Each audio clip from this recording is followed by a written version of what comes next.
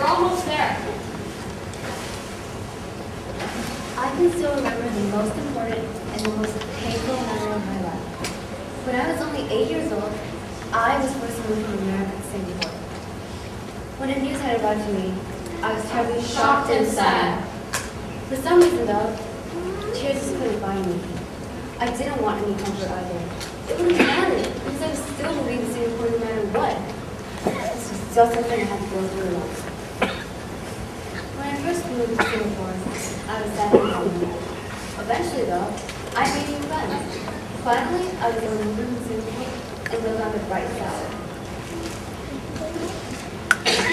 It was my first day of fourth grade in Shanghai, and it was terrifying. I remember how scary it was to walk into a classroom and see all those kids staring up at me with their wide eyes. Fortunately, I saw some people I met at orientation day, like Isabella Paul. Since Isabella seemed like such a nice person, I immediately sat down next to her.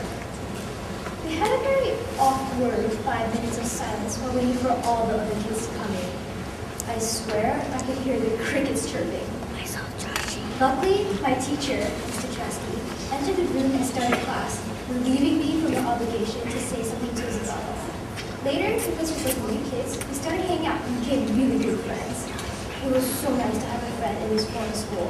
I would never have believed you. On November 6, 2006 was my first day of school at Shanghai American School. I was in 4th grade, so I was 9. I remember my mom walking me to the elementary school office to find out where we needed to go. I was nervous.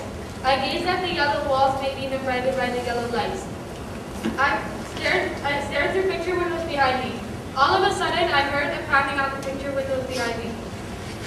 When my mom, Emily, and I went outside, 2 girls I met called Isabel and Honey, excited said, "It's the twins." After that, Isabel and Honey became my good friends.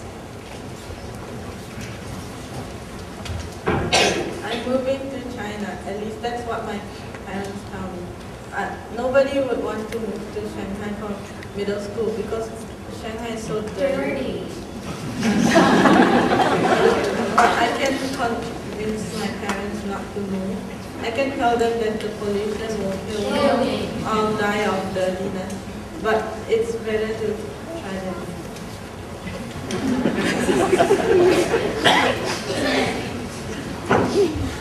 The first day of moving to SAS was a huge change. It was very freaky and scary.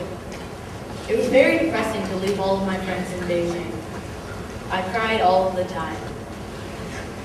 I had no idea what to expect here at SAS because an international school was quite new to me. The curriculum was different and the people were really different.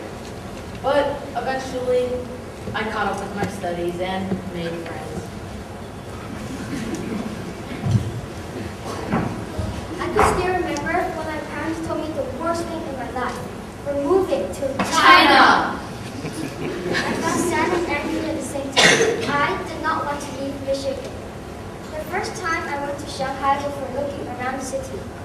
All I did was follow my parents and look nervously around. Everything seemed so different.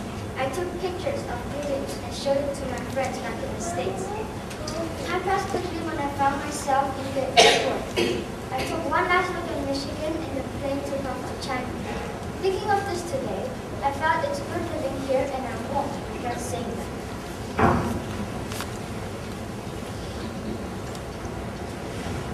In kindergarten, I met my best friend. How lonely and sad I was for I didn't have no friends. This went on for half a year. The other kids teased me, all because I was the only Asian in the class and I didn't speak English. But one day, I tripped and scraped my knee. Staying strong, I didn't cry, even though it was endlessly bleeding. The teacher wasn't there, and no one else in the class would help me. But finally, one girl came to me, led me to the nurse's office, and said I was going to be okay. Scraping my knee hurt a lot, but it was worth being my best friend.